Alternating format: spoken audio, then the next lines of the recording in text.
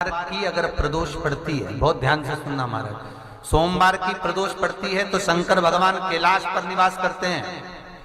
मंगलवार की प्रदोष पड़ती है तो शिव काशी में निवास करते हैं। बुधवार की प्रदोष पड़ती है तो शिव रजत भवन में निवास करते हैं। गुरुवार की प्रदोष पड़ती है तो शिव गंगा के स्थल पर निवास करते हैं। शुक्रवार की अगर प्रदोष पड़ती है तो शिव नीलकंठ पर विराजमान होते हैं। शनिवार की अगर प्रदोष पड़ती है तो शिव शमी के वृक्ष के नीचे रहते हैं। और रविवार की जब प्रदोष पड़ती है तो शिव बेलपत्र के पेड़ के नीचे निवास करते हैं। महाराज ये एकादशी शंकर से कह रही है कि आपका स्थान ये नहीं कि आप कैलाश पर मिले, उस वार को, उस तिथि के दिन, उस अनुकूल।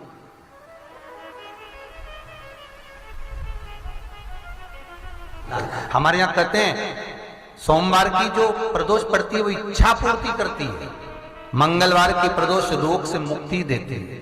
बुधवार की प्रदोष कामना की पूर्ति करती है। गुरुवार की प्रदोष शत्रुओं का नाश करती है। शुक्रवार की प्रदोष सुख और शांति देती है।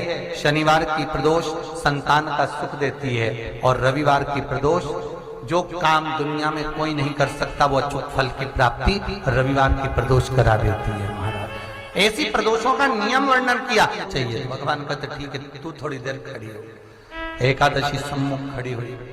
पार्वती जी ने जिस अंगुष्ठ का जल पीने के लिए लिया था हाथ में, बस पीने ही वाली थी, शंकर भगवान ने वही हाथ में जल लेकर एकादशी के हाथ में उसको देकर कहा, ले ये मेरे द्वारा निर्मित एक व्रत है जिसे त्रयोदशी के दिन तूने मांगा है, मैं तुझे देता हूं।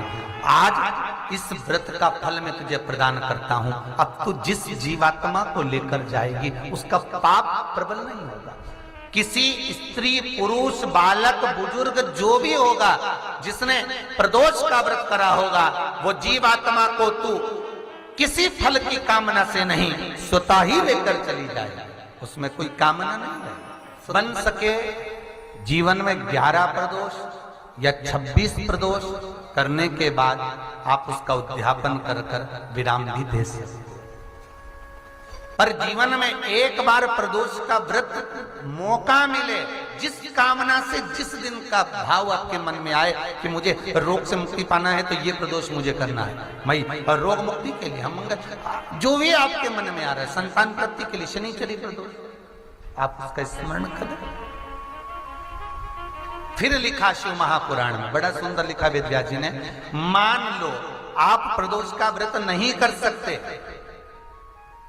आप अगर व्रत नहीं कर सकते तो प्रदोष के दिन, प्रदोष काल में शाम का समय सूर्यास्त का कुछ पल, कुछ घड़ी के पहले से लेकर बाद तक का प्रदोष काल के अंतर्गत आप शंकर जी के मंदिर में जाकर 1 लोटा पानी, 5 बेलपत्र भी अगर समर्पित करते हैं तो संपूर्ण प्रदोष का फल आपके भाग्य में प्रबल हो जाए।